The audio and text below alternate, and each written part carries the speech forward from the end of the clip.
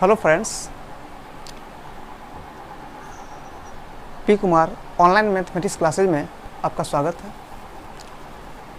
आज से हम लोग क्लास 11th का मैथमेटिक्स के अंतर्गत ट्रिगोनोमेट्री त्रिकोणमिति को हम लोग चालू कर रहे हैं, जिसमें कुछ बेसिक जो टर्म्स हैं उसको थोड़ा हम लोग समझेंगे। ये होता क्या है, डेफिनेशन क्या है इसका, और एक इसको लगातार मेंटेन रखेंगे क्योंकि कुछ लास्ट दिनों से कुछ हम दूसरे चीज़ों को हम थोड़ा इन्वॉल्व हैं, जिस कारण वीडियो नहीं बना पा रहे हैं। फिजिक्स में भी कुछ हम काम कर रहे थे, कुछ उसकी क्वालिटी थोड़ा इंप्रूव करने का प्रयास कर रहा हूँ कि थोड़ा सा और बेहतर क्वालिटी हो। ग्राफिक्स के माध्यम से अपना पढ़ाने का प्लानिंग चल रहा है, जिस पे कि कुछ काम मैं कर रहा हूँ, थोड़ा सा वक्त लगेगा उसमें। तब तक मैं ट्रिगोनोमेट्री इस पर मैं बात कर रहा हूँ, इसमें जिसमें हम लोग मेनली त्रिकोणमिति के अंतर्गत हम लोग सीखेंगे मेजरमेंट ऑफ एंगल्स। ट्रिगोनोमेट्री क्या है, आपने क्लास 10th में पढ़ा था। Trigonometry is the means study of measurement of angles. किसी फिगर्स के हो सकते हैं, ट्रायंगल की हम बात इसमें कर रहे हैं, या कोई फिगर से हो सकता है। यानी कुल मिलाकर हम बोल सकते हैं त्रिकोणमिति क्या है, कोणों का माप है ना, कोणों का माप है, मेजरमेंट ऑफ एंगल्स है ना, चाहे वो ट्रायंगल्स हो या कोई दूसरा फिगर्स हो। अब ये जो मेजरमेंट ऑफ ट्रायंगल हम लोग पढ़ेंगे, इसमें जो है तीन इसके मेजरमेंट, जो कोणों का जो माप है, जो मेजरमेंट जो एंगल हैं, इसके तीन सिस्टम्स हैं। किसमें उसको हम लोग मेजर करेंगे, तो पहला था इसमें सेक्साडेसिमल सिस्टम, या डिग्री मेजर भी बोलते हैं, ब्रिटिश सिस्टम भी इसको बोलते हैं। सेकेंड है इसमें सेंटेसिमल या फ्रेंच सिस्टम हम लोग बोलते हैं, जो कि उतना पॉपुलर अभी नहीं है। थर्ड है जो कि सबसे ज़्यादा पॉपुलर अपना है, ये फर्स्ट और ये थर्ड है, रेडियन मेजर या सर्कुलर मेजर, ये और ये डिग्री मेजर।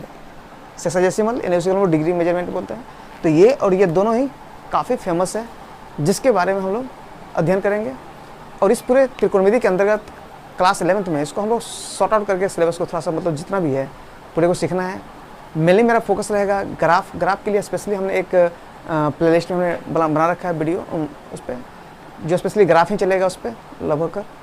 और इस पे हम मेजरमेंट ऑफ एंगल, सिर्फ कौन, क्लास 9 तक हमने पढ़ा था, 10th में पढ़ा था, 0 डिग्री से 90 डिग्री तक कई सारे कोणों को हमने निकालना सीखा था। साइन कॉस टेन जितना भी था वो 0 से 90 तक की बात कर रहे थे। इसमें हम लोग सीखेंगे 90 से ऊपर। 90 के मल्टीपल भी हो सकते हैं, है ना, माइनस में भी हो सकते हैं, है ना, बहुत सारे इसमें कोण को हम लोग सीखेंगे। तो ये मेनली इस पर मेरा फोकस रहेगा। इस पर ज्योमेट्री में यहाँ पे हम देखते हैं, यदि एक कोई पॉइंट आपका है और ये आपका एक लाइन्स है, इसमें इनिशियल लाइन इसको बोलते हैं। ये क्या है, इनिशियल लाइन है, प्रारंभिक रेखा।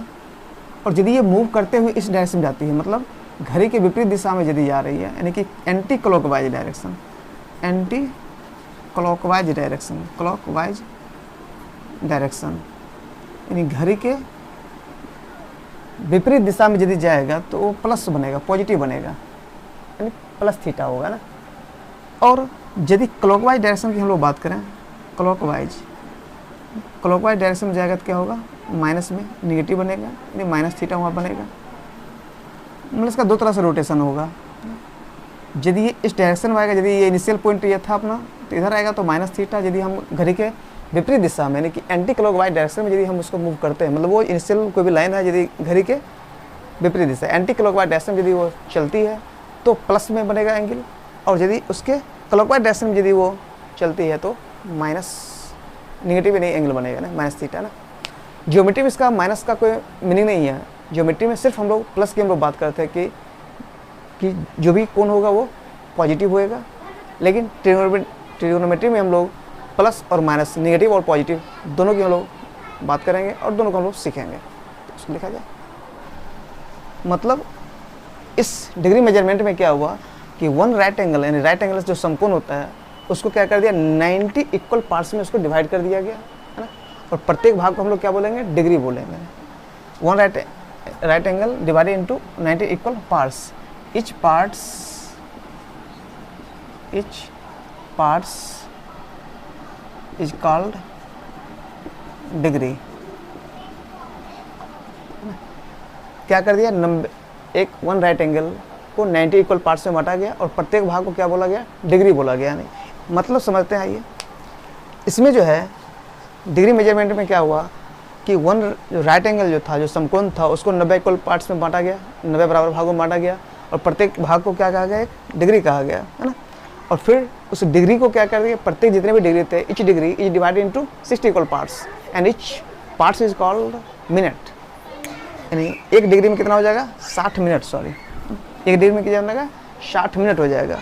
फिर ये डिग्री को क्या करते हैं, को हमने 60 मिनट कर लिया, मतलब एक डिग्री में 60 मिनट, मतलब एक डिग्री, प्रत्येक डिग्री को 60 बराबर भागों में बांटा गया और प्रत्येक भाग को हम लोग क्या बोलते हैं, डिग्री कहते हैं। फिर क्या कर दिया गया, प्रत्येक मिनट को क्या कर दिया गया, 60 इक्वल पार्ट्स में बांटा गया। यानी each minute is divided into 60 equal parts and each part is called second, है ना। तो 1 मिनट इक्वल टू 60 सेकेंड। ये 60 सेकेंड है, इसको लिख देते हैं 60, ये 60 क्या हो गया, मिनट हो गया और ये 60 क्या हो गया, सेकेंड हो गया ना। तो इसको लिखा जाए, इच फ्रेंच सिस्टम में क्या क्या कर दिया गया, राइट एंगल को, वन राइट एंगल को 100 इक्वल पार्ट्स में बांटा गया और प्रत्येक भाग को ग्रेड कहा गया, है ना। फिर एक ग्रेड को, यानी प्रत्येक ग्रेड को, etch grade is divided into 100 equal parts and each part is called minute. मतलब प्रत्येक जो ग्रेड था उसको फिर 100 पार्ट में बांटा गया और प्रत्येक भाग को क्या कहा गया, मिनट कहा गया। फिर थर्ड, फिर एक मिनट को फिर क्या कर दिया गया, 100 इक्वल पार्ट्स में बांटा गया।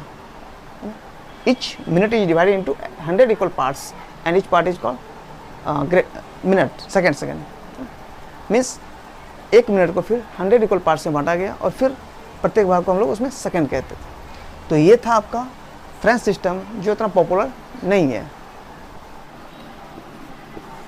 पहले ऐसा समझते हैं ना कि किसी भी वृत्त में जो चाप जो होता है, जो अर्क होता है, वो उसके केंद्र पे कितना कोण बनाता है, उसी कोण को क्या बोलते हैं, रेडियन बोलते हैं।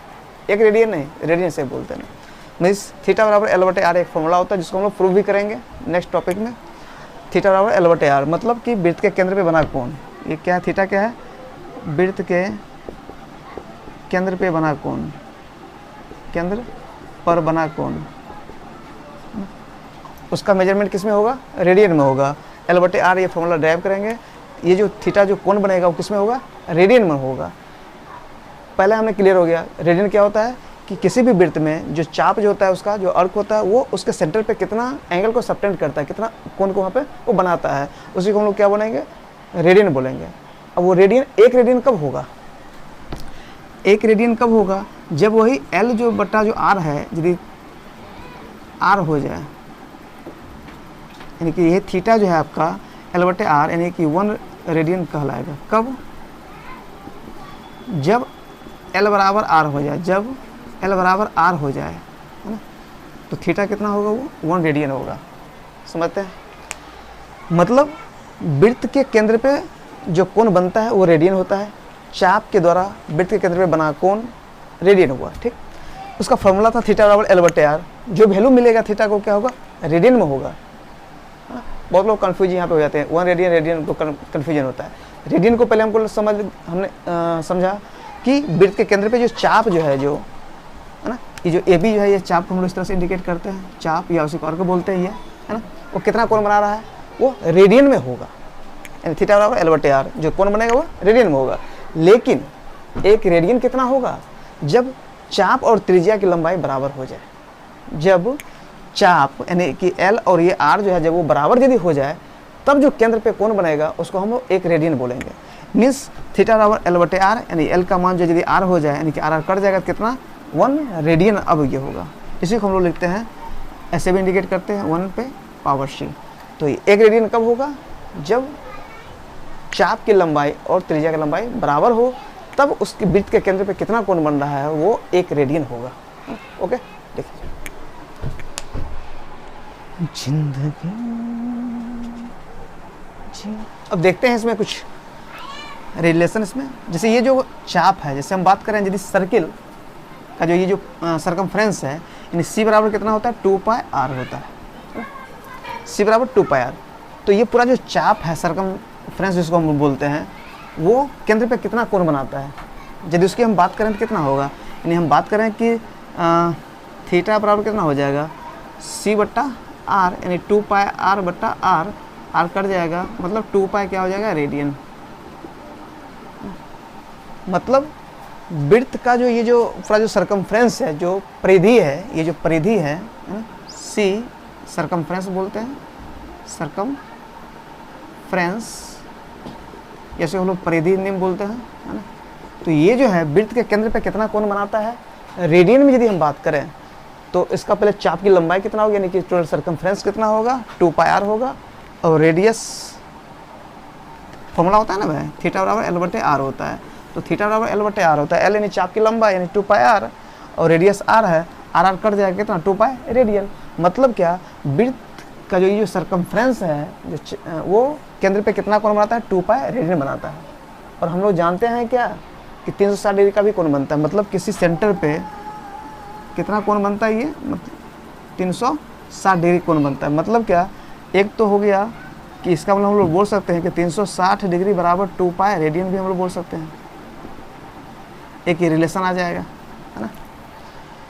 रेडियन में हम लोग 2 पाई रेडियन बनाते हैं, और हम लोग जानते हैं कि किसी भी केंद्र पे जो है वृत्त 360 डिग्री का कोण बनाती है, मीन्स डिग्री और रेडियन में हम लोग रिलेशन को एस्टेब्लिश कर रहे हैं, मतलब to establish relation between radian and degree. मतलब डिग्री में और रेडियन में क्या रिलेशन है ना, ये मेरा मेन टारगेट है ना। कैसे कितना होगा, मतलब रेडियन को हम लोग डिग्री में कैसे कन्वर्ट करेंगे, डिग्री को रेडियन में कैसे कन्वर्ट करेंगे, ये मेन जो चैप्टर का उद्देश्य है, जो वो अपने को सीखना है ना। रेडियन को मेजर डिग्री में और डिग्री को रेडियन में कैसे कन्वर्ट करना है, उसके लिए कुछ रिलेशन को पहले हम लोग देखते हैं, फिर हम लोग आगे बढ़ेंगे, कुछ क्वेश्चन वगैरह भी बनाएंगे। जैसे कि 360 डिग्री बराबर, इसका मतलब होगा 2 पाई रेडियन। मतलब वृत्त का जो ये चाप पूरा जो सरकमफ्रेंस है वो केंद्र पे 360 डिग्री का कोण बनाती है, हम लोग जानते हैं, बचपन से पढ़ते आ रहे हैं, है ना। और अभी हमने ये देखा कि जो चाप जो है पूरा 2 पाई आर, यानी कि परिधि जो है वो 2 पाई आर होता है, और बटा रेडियस आर आर कर जाएगा, यानी 2 पाई रेडियन। मतलब कि जो पूरा जो चाप है परिधि, वो केंद्र पे कितना 2 पाई रेडियन कोण बनाती है। मतलब दोनों बात बराबर हो जाती है, 360 डिग्री बराबर इतना। अब दोनों दो से इधर भाग दे देंगे, कितना होगा, 180 डिग्री बराबर कितना हो जाएगा, पाई रेडियन हो जाएगा, पाई रेडियन। अब इसी को 1 डिग्री बराबर यदि हम लिखें तो कितना होगा, पाई बट्टा 180 रेडियन। ये सब फॉर्मूला थोड़ा सा हम जनरेट कर रहे हैं।